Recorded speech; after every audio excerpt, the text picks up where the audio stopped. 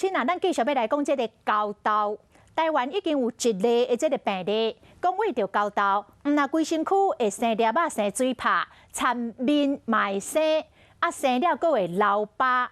所以皮肤科的医师特别来提醒，这个高豆若炭生到面，千万唔通去甲治去甲抗，无是会破相，会愈治愈严重。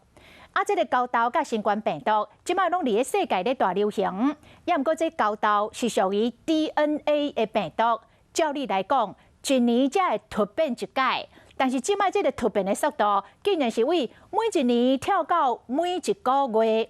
医生讲，这是爱较注意的所在。也毋过嘛，毋免伤过烦恼，讲用应付新冠病毒的方法，勤洗手、喷酒精，嘛共款会当来应付这种高豆。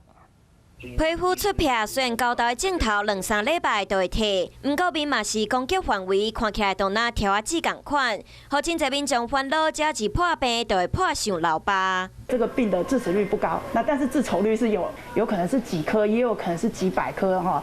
那目前观察到就是说，你数量越多，当然它这个留下疤痕这个风险会比较高。面生条啊子看甲真无欢喜，不过手机甲摸颠倒造成永久的伤害。在伤口的照护上面呢，尽量不要去搔抓它，我们可以给予一些口服的止痒的药物或者是止痛的药物。那这个水泡的部分要尽量避免次发性的细菌感染，好，所以也会擦一些外用的抗生素药膏。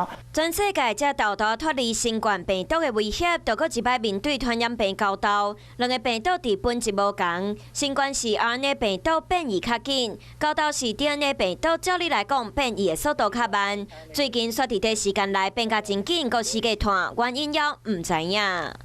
葡萄牙他们一个研究团队就把现在的猴痘的一些基因跟之前2018年、2019年他们的基因来对比。以前猴痘的病毒1年里面也许才突变1次而已，那发现到1个月突变1次。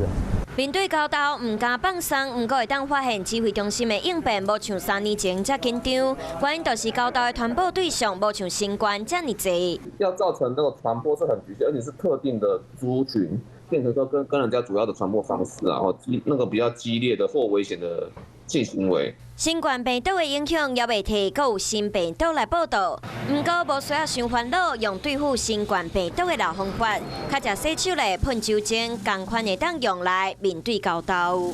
观众朋友，有一件事情不知道你们做了吗？那就是赶快来订阅我们的 CH52华视的频道，而且记得哦，一定要帮我们分享、按赞，还要开启小铃铛。